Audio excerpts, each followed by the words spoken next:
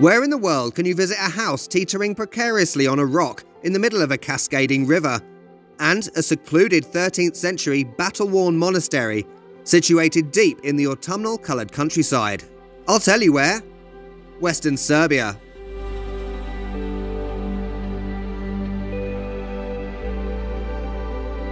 I'm currently based in the city of Užice, in the district of Zlatibor, where we've already visited one of the country's most magnificent fortresses. Today, we're in Bajina Bašta, straddling the border of Bosnia and Herzegovina. This is the video where we venture out into the Serbian countryside for the first time. Curious? You should be. Excited? I know I am. Western Serbia really is next level travel. Let's get going.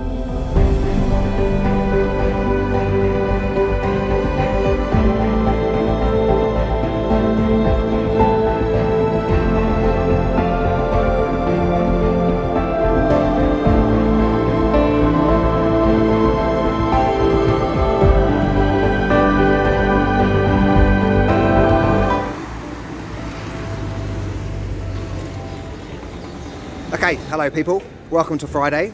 Today I am in the centre of Bajina Bašta and I am so tired. I think I might die of exhaustion. I've had 3 hours sleep, but we haven't got time to sleep. We've got lots of exploring to do. I'm right at this sort of crossroads in the centre of town. Bajina Bašta kind of feels like a small town. You know, there are ladies sweeping the streets over there, getting rid of the leaves. There are people chopping logs and things like that. It's very much kind of a rurally area, if you know what I mean, like farming. There are orchards, fields, things like that, smoke rising from chimneys. It's quite, what's the word? I can't think what the word is, but you know what I mean.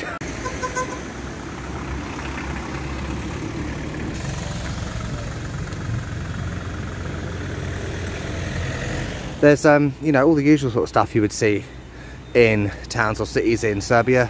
Bakeries, restaurants, kafanas, but a lot of the things we want to do in this video are actually out of town. That's why I'm here. But let's look at that sign first. Yes, it's just one of those obligatory signs that shows the distances to places. Belgrade, 165 kilometers away. Novi Sad, we went there a few videos ago. There's Čačak somewhere, that's not too far away. Užice. And we are on the eastern edge of Tara National Park. And that's one thing I feel about here, is that it's kind of a stopping off point for people to explore Tara National Park.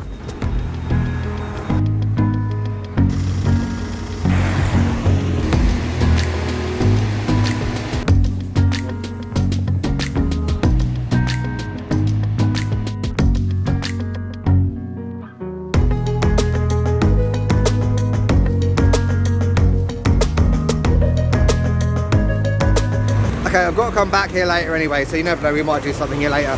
My vocabulary may not be at its usual high level today. I can just about say dog, cat and bollocks. But anyway, Bajina Bašta, right? Another incredibly difficult place name to pronounce in Serbia. I've been told it's like the word buying in English. Take off the G, add an A, Bajina Bašta, Bašta. So I hope that's right. And it's been a town since like 1834, I think. It was built on the site of a former Turkish settlement. And Bajina Bašta basically means Baja's garden. So there was a guy, Baja Osman, who was responsible for basically turning Bajina Bašta into a recognised town. And it's like, yeah, Baja's garden because of all the orchards and farming around here, I believe. We're heading up into this direction. The bus station's up there.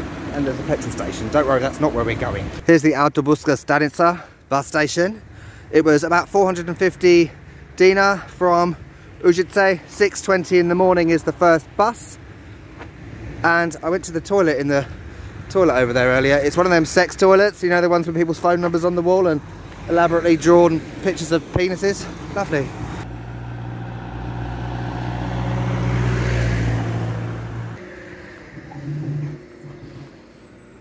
Okay, that didn't take too long to walk from the town down to the River Drina, which runs alongside the town and also the border between Serbia and Bosnia and Herzegovina, which is over there. Of course, I know borders in this part of the world are debatable. I know some people will say that that's also Serbia, because I think it's Republika Srpska. I can't pronounce anything today. Yeah, we're gonna go and have a look. It looks really green, doesn't it? At least with my eyes, maybe not on camera.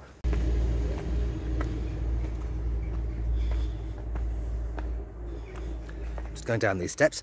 In that shot of me walking down the steps, at the end of it, you might have seen in the corner what we're here to see. It's behind that thing up there. It's the house on the Drina. Let me walk down these steps first before I have an accident. How pretty. There's a little boat moored up next to this, what's it called? A pontoon, I think, with the house in the distance. It's very peaceful. I can hear fish lolloping about in the river. You've got that smell of fish as well. And look at the hills in the distance. I can hear ducks. So you might be wondering, why in the name of Jesus Christ is there a house built on a rock in the middle of a river? Well, I'll tell you why. It was built in 1969 by a guy who really just loved this area, I believe. I think it was him and a group of his friends. He just wanted a house in this area as like a little retreat kind of thing. It's 1 bedroom, obviously. It's not a mansion. And I've been told 2 things, right? Number 1, that it has been swept away down the river by currents about 5 times. And the other story I've heard is that has never happened, and that actually it's remained on that rock regardless of strong currents or high tide. It does look a bit precarious, if I'm honest. You know, that would be a nightmare, in bed, you know, watching Netflix, and next thing you know, you're swept down the river. See, vocabulary, can't do it.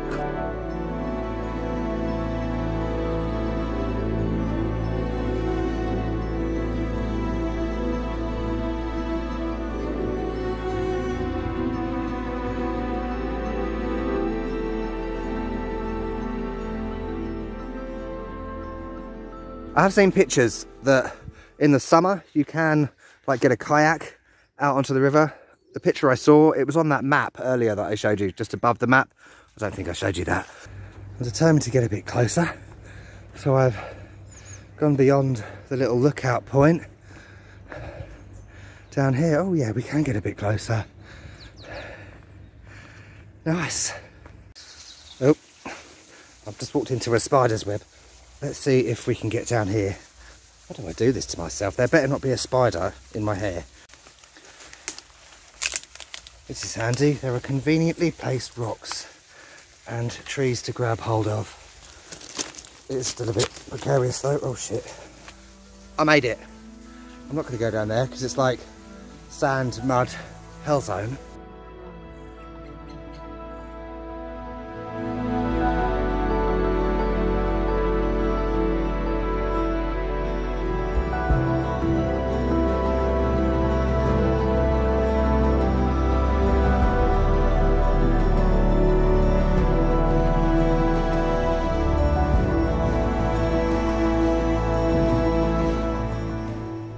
Yeah, here it does say that there's a violent tantrum and the water carries off the tiny house, but then they replace it with a newer one, even sturdier. And there's a folk tale. This guy, Marko Kraljevic, he wanted to get to the other side of the Drina and he threw a rock into the river because he didn't want to get his horse's hooves wet.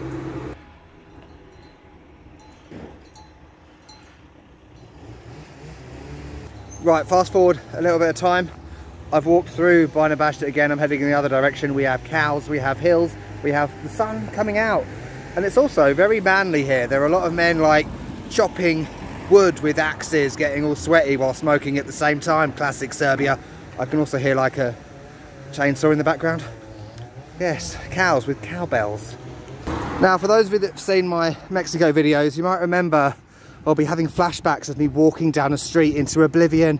Yes, Pizzagate in Ciudad Cuauhtemoc in Mexico, when I walked 17 kilometers for a slightly diabolical, it was horrendous, a pizza that was awful. We're doing it again, not to the same degree. We're heading to Rača Monastery. This is Bajina Bašta. Logs, chopped up, cats, meow. Oh, it's a beautiful angel. Come on, meow. Come on.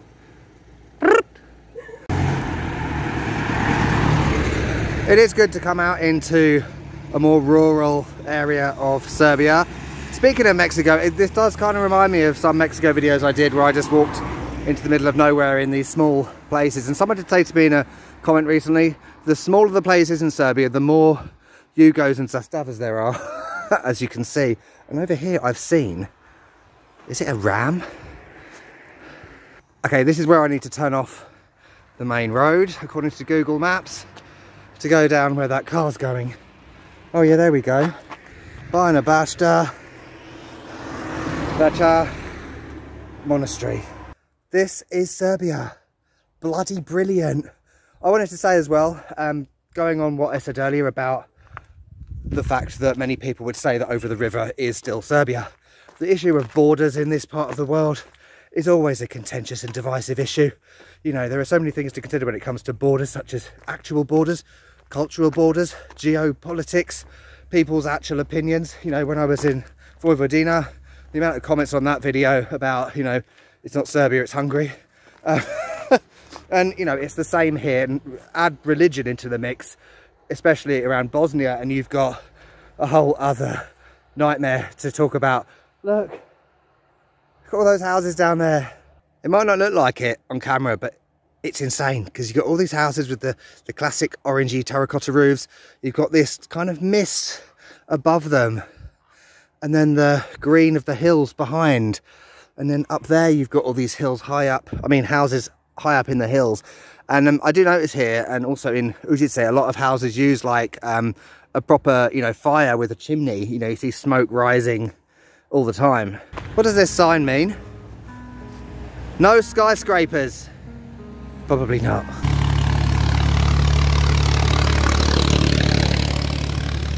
Right, my lovers, there is definitely a lot of tractors around here carrying logs. That's a Southwest England accent, a bad one. Speaking of Southwest England, it does feel a bit like Devon, Dorset, you know, these roads, oh fuck, in the middle of nowhere with trees.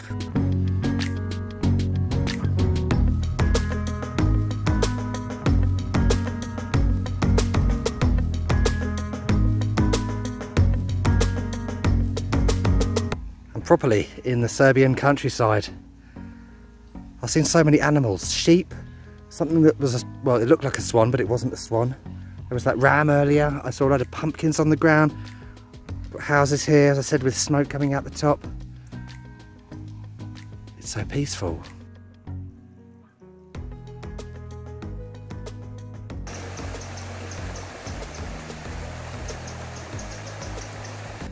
Birds in there, are they like pheasants or something? I don't know, I'm not a bird expert. Look at the colours. This is the reason I do these ridiculous walks for dodgy pizzas, but not in this case, because I wouldn't be able to experience these amazing autumnal colours as in Užice, hearing chickens clucking and sheep bleating. Oh, my vocabulary's come back. We're here. I see the monastery. Let's have a closer look. It's like a really large complex.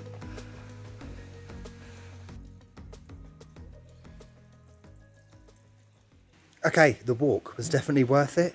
You'll have to excuse the log soaring in the background. The setting for this monastery is mind-blowing. It's beautiful with these colours surrounding it, and then you've got the yellows of the buildings, and then the actual monastery behind me. It was built in the 1200s originally, so it's almost 800 years old if my maths serve me correctly, and it's been destroyed multiple times over the years. I think in the 1800s, again in World War II, when the Bulgarian army came through here and basically torched everything. And in this monastery during World War II, they stored the oldest known preserved example of the Serbian Cyrillic alphabet underneath the altar to protect it from you know, any more destruction.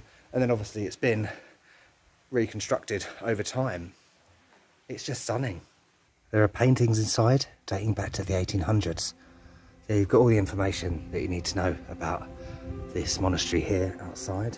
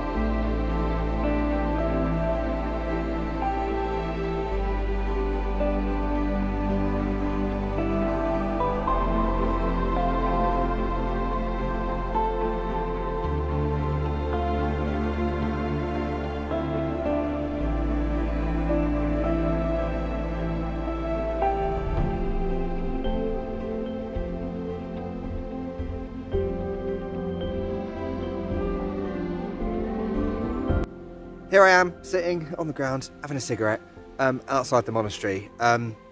This is once-in-a-lifetime stuff, because I've always wanted to come to visit a monastery in Serbia that is, you know, one of these secluded, middle-of-nowhere places of historical significance. This isn't the only one, of course. There are many, many, many in Serbia, throughout the country, in this kind of location. And I think it's a bit different from, you know, going to a church or a cathedral in the middle of a city, because, you know, I've had to walk all this way to come here and it was really worth it. It's just so silent. But yeah, inside, gold everywhere, artwork on the walls, very impressive. And you'll notice that, you know, on the side as you walk in there are they like seats? Are they like pews? Because in Orthodox religious buildings there aren't like pews as in a church, like a Catholic church. So yeah, that's one of the differences you'll see in Serbia when you go to Orthodox religious buildings. Let's put the bag on. It's time to walk back to Bajina Bašta. I know we haven't actually really been in Bajina Bašta in this video, but as I said at the beginning, these are the two places I wanted to go today. I need to get back home to Užice because I have a job, believe it or not. So yeah, I've really enjoyed this. Even though it's been a bit of a walk, it's been brilliant. And it's been my first experience of Serbian countryside, hopefully not the last. Next up, we're going to be in Mokra Gora. We're going on the Šargan Eight train. It's a historical train in Serbia with a lot of history and amazing scenery once again. So don't forget to subscribe, like, leave a comment. Have you been to this place? Let me know. Where else can you go in Bajina Bašta? Leave it down in the comments. Check the end screens out as well at the end, after the, well, when the dramatic music starts probably. And I'll see you next time on a train. Brilliant. Catch you later.